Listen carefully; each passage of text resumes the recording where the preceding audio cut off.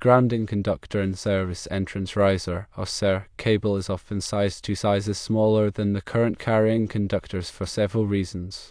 These reasons involve a balance between cost effectiveness, safety considerations, space constraints, code requirements, and current carrying capacity. Firstly, cost effectiveness is a significant factor. Using a smaller gauge conductor for grounding translates directly into savings on materials and manufacturing costs. The amount of copper or aluminum needed is reduced, leading to a more economical cable design. Secondly, safety is paramount. The grounding conductor's primary function is to provide a low impedance path for fault currents to return to the source, thereby tripping the circuit breaker or fuse and energizing the circuit. It is not designed to carry significant current under normal operating conditions. Therefore, a smaller gauge conductor, properly sized according to electrical codes, is sufficient to handle the expected fault current safely. Thirdly, space constraints often play a role. A SER cable is commonly used in residential and commercial buildings where space is limited. A larger grounding conductor would increase the overall diameter of the cable, making it more difficult to install in tight spaces, run through conduit, or terminate in electrical panels. A smaller conductor helps to minimize the cable's size and improve its ease of installation. Fourthly, compliance with electrical codes, particularly the National Electrical Code, or NEC, is essential. The NEC specifies the minimum size requirements for grounding conductors based on the size of the current carrying conductors in the circuit. The NEC permits the reduction in size of the grounding conductor under specific conditions. For example, NEC Table 250.122 provides guidance on sizing equipment grounding conductors. Note that for circuits with larger current carrying conductors, the grounding conductor size can be reduced, but never below the minimum size specified in the code. For instance, if the ungrounded conductors are 6 AWG copper, the equipment grounding conductor can be 10 AWG copper. The rationale behind allowing a smaller grounding conductor is that it is designed to handle fault currents, which are typically short-duration events.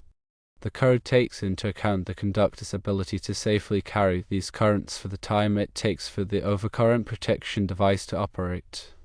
The current carrying capacity of the grounding conductor is obviously lower than that of the current carrying conductors because it's a smaller gauge. However, this is acceptable because, as mentioned before, the grounding conductor is not intended to carry continuous current under normal operating conditions. Its purpose is to provide a path for fault currents during abnormal conditions. In summary, the practice of sizing the grounding conductor in SER cable to sizes smaller than the current carrying conductors is a carefully considered compromise. It addresses cost concerns by reducing the amount of material required. It maintains safety by ensuring that the grounding conductor can adequately handle fault current. It considers space limitations by keeping the cable's overall size manageable, and it adheres to the requirements set forth in the NEC. The NEC provides specific guidelines for sizing grounding conductors based on the size of the ungrounded conductors and the type of overcurrent protection used. These guidelines ensure that the grounding conductor is adequately sized to safely carry fault currents and protect against electrical shock hazards. The NEC specifies minimum sizes for equipment grounding conductors based on the rating of the overcurrent protection device in the circuit. For example, for a 20 amp circuit, the minimum size of the equipment grounding conductor is typically 12 AWG copper. For a 60 amp circuit, it's typically 10 AWG copper. And for a 100 amp circuit, it's typically 8 AWG copper. These are minimum sizes, and larger conductors may be required in some cases, depending on the specific installation conditions. The grounding conductor's effectiveness depends on a low impedance path back to the source. Impedance includes resistance and reactance. A lower impedance path allows for higher fault currents to flow quickly, facilitating the rapid tripping of the overcurrent protection device. This is crucial for minimizing the duration of the fault and reducing the risk of equipment damage and electrical shock. Several factors can affect the impedance of the grounding path. Firstly, the length of the grounding conductor. Longer conductors have higher resistance. Secondly, the material of the grounding conductor. Copper and aluminum are commonly used, with copper generally offering lower resistance. Thirdly, the connections, loose or corroded connections, can increase impedance. Fourthly, the presence of any ground loops. Ground loops can introduce unwanted currents and increase impedance. Proper installation techniques are essential for maintaining a low impedance grounding path. Firstly, use continuous grounding conductors without splices. Secondly, make sure you tighten all connections properly. Thirdly, protect the grounding conductors from physical damage and corrosion. Fourthly, avoid creating ground loops by properly bonding all metallic components. Periodic inspections of the grounding system are necessary to ensure its continued effectiveness. Look for signs of corrosion, loose connections, or physical damage. Testing the grounding impedance can verify that the grounding path is still intact and provides a low impedance path for fault currents. When sizing grounding conductors, it's crucial to consider the potential for future upgrades or changes to the electrical system. If the circuit is likely to be upgraded in the future to a higher amperage, the grounding conductor should be sized accordingly to accommodate the increased fault current. Using a grounding conductor that is too small can have serious consequences. If a fault occurs, the grounding conductor may not be able to safely carry the fault current, leading to overheating, melting, or even fire. Additionally, a high impedance grounding path can slow down the tripping of the overcurrent protection device, increasing the duration of the fault and the risk of electrical shock. The grounding conductor is an essential safety component of any electrical system. By providing a low impedance path for fault currents, it helps to protect against electrical shock hazards and equipment damage. Understanding the function of the grounding conductor and sizing it correctly are essential for ensuring electrical safety. In addition to equipment grounding conductors, there are also grounding electrode conductors. These conductors connect the electrical system to the earth, providing a reference point for voltage and helping to stabilize the system voltage. Grounding electrode conductors are typically connected to a grounding electrode, such as a ground rod, a metal water pipe, or a concrete encased electrode. The size of the grounding electrode conductor is determined by the size of the service entrance conductors. The NEC provides specific requirements for the size and installation of grounding electrode conductors. Proper grounding is essential for protecting against electrical shock hazards, preventing equipment damage, and ensuring the safe and reliable operation of electrical systems. It's important to consult with a qualified electrician to ensure that the grounding system is properly designed and installed in accordance with the NEC and other applicable codes. Regular inspections and testing of the grounding system are also essential for maintaining its effectiveness over time.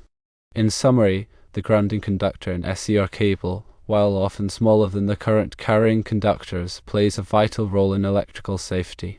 Its size is carefully determined based on factors such as cost, space, code requirements, and the need to safely carry fault currents.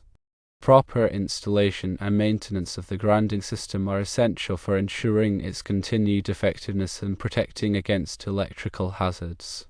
When working with electrical systems, it's always important to follow safe work practices and consult with a qualified electrician if you have any questions or concerns.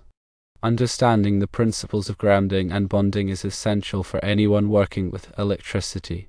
Grounding and bonding work together to create the safe electrical system by providing a low impedance path for fault currents and minimizing the risk of electrical shock. Grounding refers to the connection of the electrical system to the earth, while bonding refers to the connection of metallic parts to create an electrically conductive path.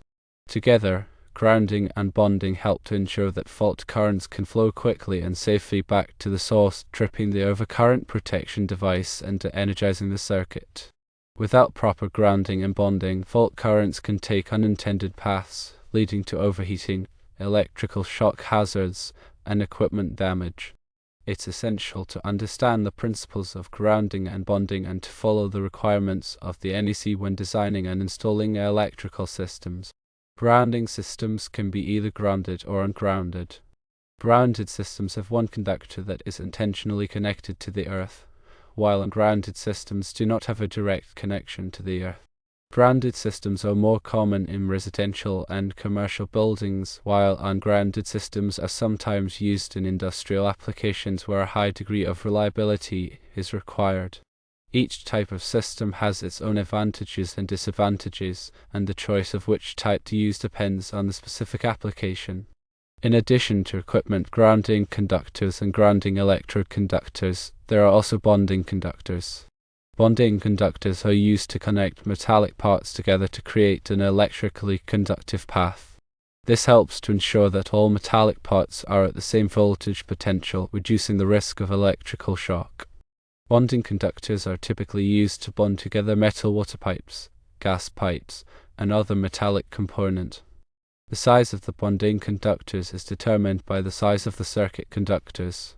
The NEC provides specific requirements for the size and installation of bonding conductors. Proper bonding is essential for creating a safe electrical system and protecting against electrical shock hazards. When working with electrical systems, it's always important to follow safe work practices and to consult with a qualified electrician if you have any questions or concerns. Understanding the principles of grounding and bonding is essential for anyone working with electricity, whether you're a homeowner, a contractor, or an electrician. By following the requirements of the NEC and using proper installation techniques, you can help to ensure that electrical systems are safe and reliable.